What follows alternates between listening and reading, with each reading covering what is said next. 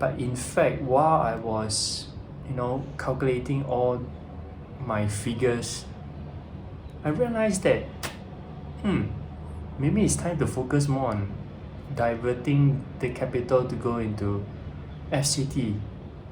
Hey everyone, welcome back to the channel. Today, we'll be giving a quick update on CICT, what are the things that we'll be seeing and expecting in FY 2025.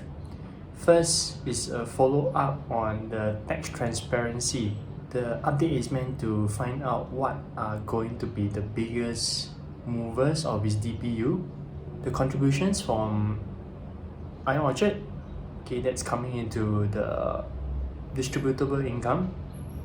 But I'm also looking forward to its achievement of tax transparency, even though the managers did mention that application is in progress. Second one, from this screen you definitely see that upcoming AEIs that's going to be completed in IMM building and Galileo, which is the Germany asset. Though the Germany asset seems to contribute more significantly in FY 2026. Two things that will happen. First is the divestment of the 21 Collyer Quay. If you have looked at the office contributions, it went down significantly, right? Even though it was supported by the retail and the integrated developments.